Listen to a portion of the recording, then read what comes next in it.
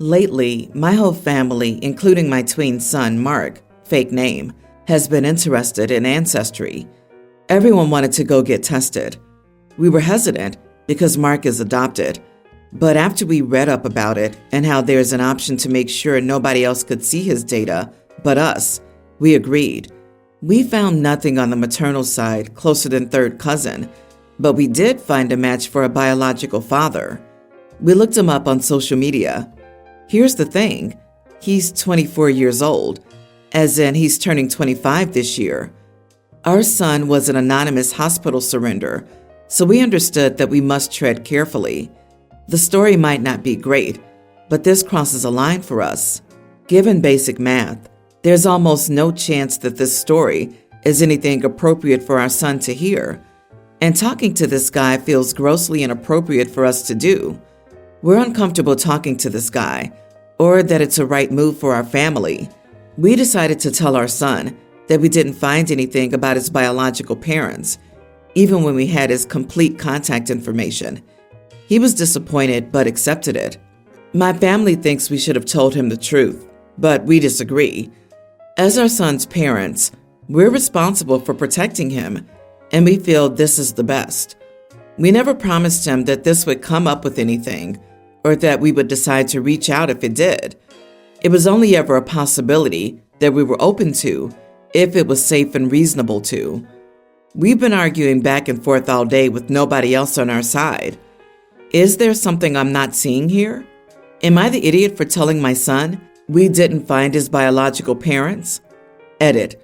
Son knows he's adopted. I wouldn't have a problem with him having this information at 18. We would even be willing to be the point of contact then. 6 years would give everyone involved a chance to get older. 30 feels different from 24, and 18 is light years away from his age. Is there any possibility that the person identified as the father is the younger brother of the actual father? Well, no.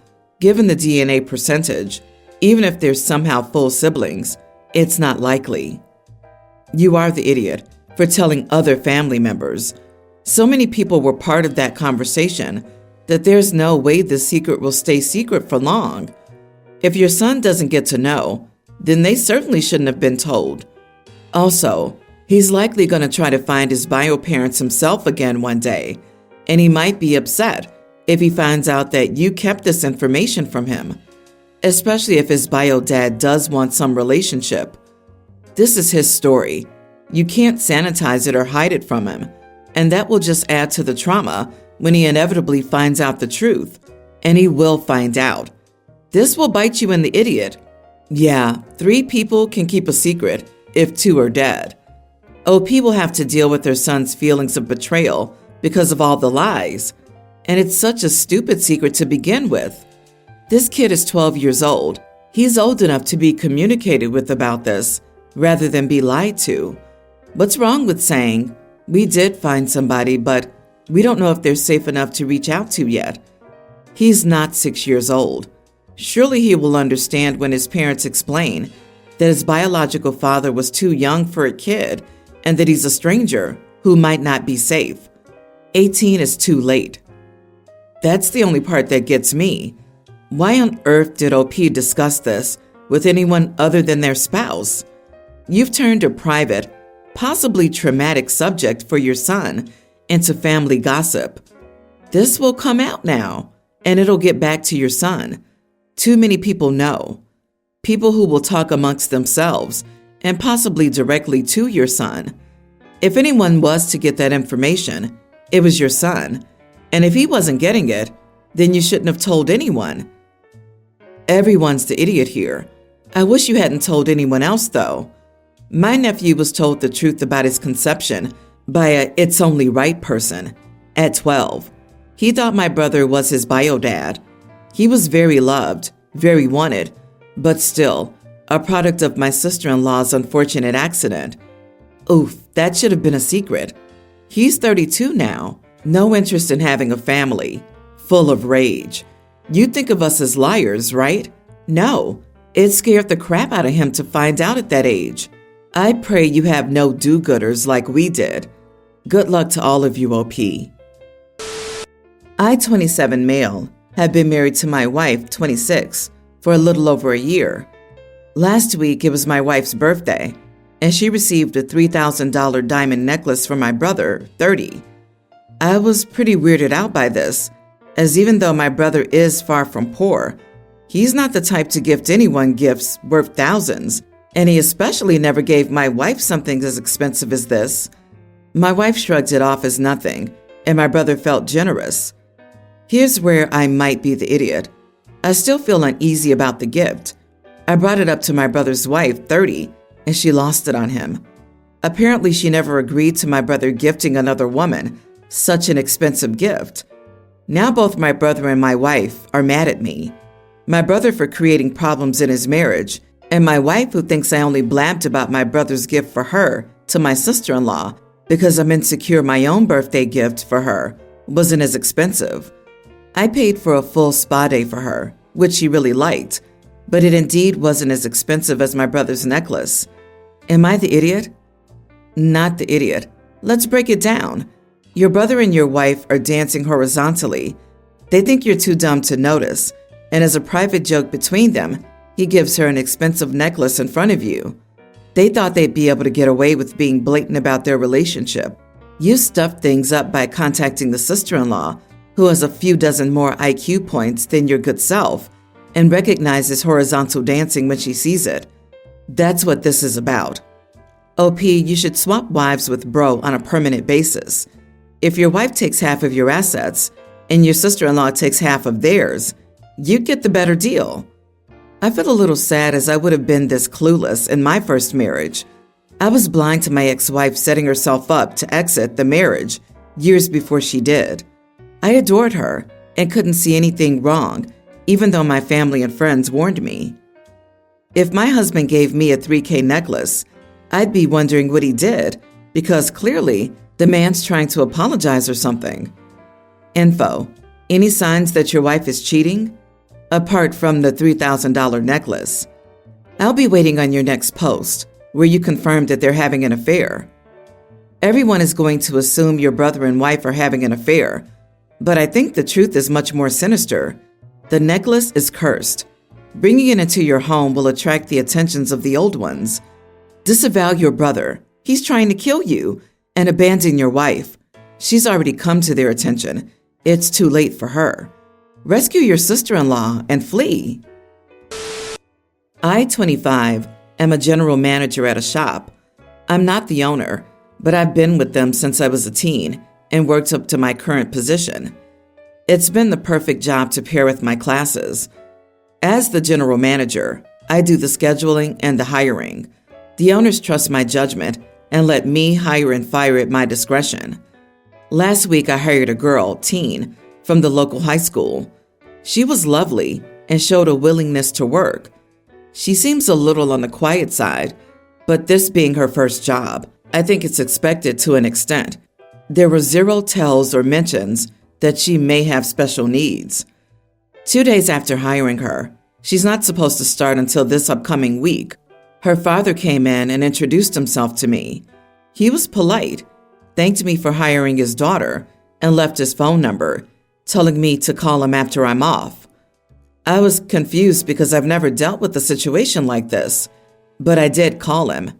He thanked me again, but then said his daughter has severe anxiety and is a slow learner, and that I need to make special accommodations for her. Here's what they are. Do not schedule her for more than 3 hours at a time. Please allow her as many 10-minute breaks as she needs when she appears overwhelmed. He said that if it's very busy, it's better to just let her sit in the back room and watch YouTube. Her school comes first, which I understand, but he said she'll need to call off when she has significant homework. Give her plenty of compliments and let the other staff know to go the extra mile to make her feel welcome. If she makes a mistake, I shouldn't discuss it with her, but call him. I don't know much about employment law and not sure if I could be in legal trouble, but like every state, we have at-will employment. I called the owner to tell him about this, and he said to use my discretion. I want to call the father back and say that I cannot make these accommodations, and if she does need these accommodations, I'll have to rescind the job offer. I feel for the girl. Like I said, she was very sweet. But at the same time, I do have a business to run. I'm not a special ed teacher. What's the point of hiring her when I'll need to be overstaffed to accommodate for her? I just can't do it. So right now, I'm thinking of calling her dad tomorrow and letting him know that she'll be treated like every other employee. And if this doesn't work for her, then she can't work here. Would I be an idiot for that? Not the idiot. However, I would not call the father. I would call the person you employed and talk to her about it. If she wants to join the workforce, she needs to understand what that means. It means she needs to speak up for herself if she has needs in the workplace. I get the impression that the father may have done this, though, without the daughter knowing. My gut feeling reading this is that dad is stomping her boundaries or doesn't want her independent. Ignore everything her dad said and treat her like a normal employee. You're the girl's employer, not the dad. I would not be discussing my employees' matters with anyone but them, the owner or HR. Now, I get you might not have HR as a small business, but if you're the GM, you'd better well get familiar with the labor law you operate under. If you rescind the offer before she's even allowed to enter your workforce because of a private convo with the dad, you are the idiot. If she could come in for an interview and get the job, I'm sure she can express any needs she may have to accommodate her. Give her a chance. If it seems like she just isn't a good fit after a few weeks, you still have the option to terminate if she can't do anything. As somebody who's super anxious, new employers can be super intimidating. I would just talk to her about it and try to make her feel safe. Mini update. Hey y'all, thanks for the input. I've decided to give her the job and see how it goes. If she can't handle it, I'll just let her go. My friend is getting married next year, but she's done the most horrible things behind her fiancé's back. My friend, Sarah, 26, is engaged to an old friend of mine from high school, Jason, 26. In 2022, Sarah cheated on Jason with his coworker from a job he got her. I've told her, and many of our close friends told her, it's wrong and unfair to Jason. Note, he's been cheated on before. She claims she felt terrible and regrets it. As her New Year resolution, she told him she had an emotional affair, and the only physical thing was a kiss. She left out the part where she had intimacy with him multiple times, but Jason forgave her and wanted to start over. In February, she messaged a guy, Eric, 29, on Instagram, who she knew had feelings for her. She went on a date and said he was weird and not her type. Eric works a professional job and is more stable, and he lives in a different state 10 hours away. She starts talking to Eric more often, and he eventually flies her out to see him. She told our close friend group about how she wanted to leave Jason for Eric. We told her that's fine, but she needs to be honest with Jason. Jason proposes to her in March, and she accepts and starts the wedding planning process.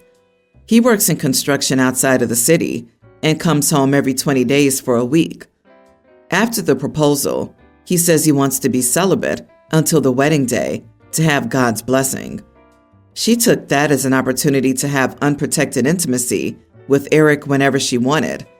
She visits him 3 to 4 times a month because Jason is out for work. When I asked if she was even using protection or getting tested, she said no, only loose women get tested, and that she was against birth control. Slowly, our friend group started to exclude her. We can't support someone who's reckless, selfish, and has no regard for the love of her life. Then a few months ago, she came to a dinner party and told us she was pregnant with Eric's baby. She laughs it off, and we tell her she needs to come clean now, and this has gone on for too long. She says now isn't the time because Jason planned a trip to Mexico, and she really wanted to go. Also, Jason pays for her car and phone bills, and she isn't equipped to let that stuff go. Well, she got a procedure, but continues to make light of the issue. Eric finally broke things off because he felt she would treat him the same way, and he couldn't look at her anymore. She was upset but said, "It's whatever now. I have a wedding to plan." I want Jason to know what has been happening. I don't want to be involved, but he doesn't deserve to marry someone who treats him so poorly.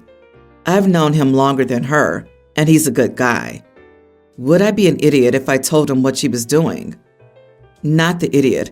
Sarah sounds just awful in so many different ways. Take telling Jason the truth as an opportunity to have no contact with her. However, I would expect Jason to be very upset with you, not just because shoot the messenger is a very real response to news like this, but because you sat on this for so long. You should have told him when Sarah lied to him about her first affair. You should have told him when you knew she was having an affair in the first place. Sarah sounds deeply self-absorbed and profoundly lacking in compassion, empathy, and respect, but you covered up for her. There will be consequences, and you'll have to face them. Tell Jason the whole truth, all of it. Tell him to get tested. Cut Sarah out of your life. Then look at yourself and ask why you stayed silent when you knew one of your friends was getting hurt. OP, you're telling me that for over a year, you knew this woman cheated with a coworker, lied about it, started dating a guy from another state, and visited him multiple times a month, got pregnant by the guy, and you never told your friend? You're the idiot because you watched someone you consider a friend since high school get used and cheated on by someone and didn't say a word. I guess girl code is more important, huh? For the love of all that, there is someone in your friend group who needs to actually be Jason's friend and tell him. You are the idiot for not telling him sooner. He sounds like a good guy, but you sound like a horrible human being for letting it go on this long, much like your friend who you thoroughly deserve. I, 27 male, have always had a sensitive stomach. A lot of things mess me up, but ever since I was a kid, the thing that was always the worst was sugar-free sweets. I don't know what chemicals those companies use, but anything that tastes like it has sugar in it but doesn't has been a nightmare for my stomach. Seriously, sugar-free food messes me up. So yeah, fast forward to now, and my brother has decided to go vegan. I have no problem with this. He had a birthday dinner yesterday, and before the cake was served, I overheard him bragging to his friend about how the cake was completely vegan and sugar-free. I was a little hurt because my brother knows about my stomach problems, but I figured it was his birthday, so whatever. My brother tried to pass me a slice when the cake was served, and I said no thanks. He told me that he knew it tasted good and made it himself and asked me to at least try it. I still said no thank you, a little more assertively, and he dropped it. Things got really awkward really quickly, and I ended up leaving early. Now my family's been telling me that I was rude to refuse to eat the cake. I've tried to explain about my stomach, but they claim that I could have taken a bite to be polite. Am I the idiot? Not the idiot. Why would they be so invested in you eating a piece of cake, even if it didn't give you the squirts? No kidding. Passing up a dessert is not something to be taken personally. It's not like you flipped the table and stormed out. I totally understand your issues with sugar-free foods. I'm highly allergic to stevia, the sugar substitute in everything now, and I'll be getting an EpiPen for it soon. I've also had to deny sweets because they're sugar-free, and people couldn't tell me what sugar substitute was used. Even if you don't have a health issue, no one should care that you didn't eat it. It's not some kind of slap in the face.